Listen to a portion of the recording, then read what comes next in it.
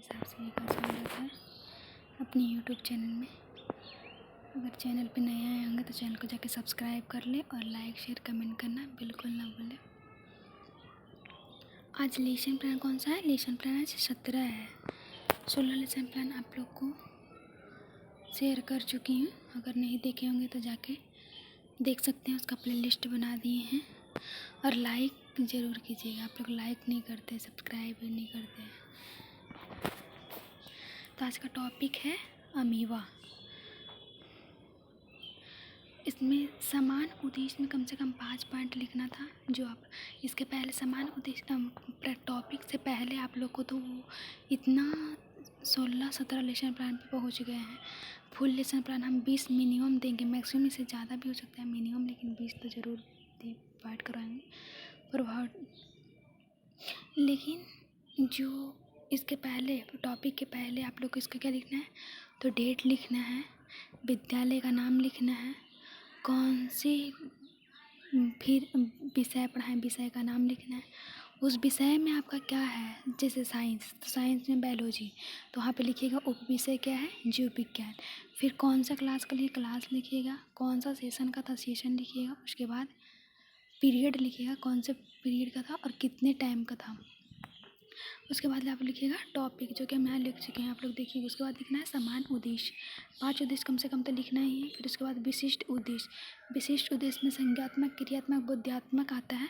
जैसे कि आता है यहाँ पे लिखिए संज्ञात्मक में क्या लिखे, छात्रों अमीबा के बारे में क्या करते हैं, जानते हैं। बोधात्मक में होता है छात्र अमीबा के बारे में क्या करते हैं, समझ सकेंगे। क्रियात्मक में आएगा छात्र अमीबा की व्याख्या उदाहरण समझ सकेंगे। कौशलात्मक में छात्र अमीबा की उपयोगिता को समझ सकेंगे।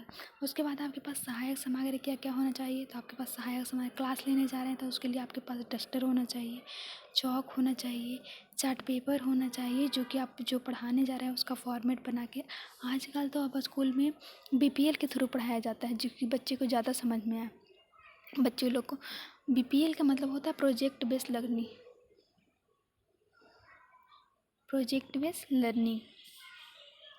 सहायक सामग्री में आप ये सब लेके जाएंगे। फिर उसके बाद शिक्षण विधि, शिक्षण विधि में होता है जो कि 2 होते हैं, एक प्रश्नोत्तर विधि और फिर एक व्याख्या विधि। प्रश्न के हम प्रश्न करेंगे, बच्चे जवाब देंगे, वहाँ पे जब जो वहाँ पे बच्चों के नहीं आएगा वहाँ पे हम क्या करते हैं, उसको व्याख्या करते हैं। और पूर्वात्मक में छात्र अमीबा के बारे में क्या समझ सकेंगे। फिर उसके बाद यहाँ पे आएगा प्रस्तावना, प्रस्तावना में हम छात्र और अध्यापिका, छात्र छात्र का कथन है। हम जीव विज्ञान में किसका अध्ययन करते हैं, तो बच्चों लोग यहाँ छात्र छात्र बताएंगे किसका, तो जीव जंतु का। क्या हमारे शरीर, क्या हम सभी जंतुओं को नग्न आँखों से देख सकते हैं, नहीं। तो हम किन जंतुओं को नग्न आँखों से देख सकते हैं, एक कोशिकीय जंतु को। एक कोशिकीय जंतु का उदाहरण क्या है, अमीबा और पैरामीशिया। अमीबा किसकी संरचना होती है, तो यहाँ पे बच्चे चुप रहेंगे। और फिर होता है उद्देश्य में हम क्या समझेंगे, तो अमीबा के बारे में समझेंगे। फिर यहाँ पे छात्र अध्यापिका विधि, शिक्षण विधि, आप अमीबा को कैसे पढ़ा रहे हैं वहाँ पे यहाँ लिखना है। पूरा हम ऐसे लिख चुके हैं, देखिए देख लीजिएगा, यहाँ पे लिखा हुआ है एक एक लाइन। उसके बाद आता है बोध प्रश्न। बोध प्रश्न में क्या है, अमीबा की आकृति कैसी होती है, अमीबा का आकार कैसा होता है, अमीबा किस प्रकार का प्रजनन करता है, विकास में अमीबा कौन से रोग से होते हैं। इसके बाद आ जाएगा छात्र अध्यापिका यानी शिक्षण विधि, जीवन के बारे में उसको क्या करना है, बताना है। वहाँ पे देखिएगा, इसके बारे में हम लिख चुके हैं, यहाँ पे आप लोग देख लीजिएगा। इसके बाद फिर से बोध प्रश्न कीजिएगा। उसके बाद बच्चे लोग बताएंगे, उसके बाद बच्चे इसका आंसर देंगे नीचे।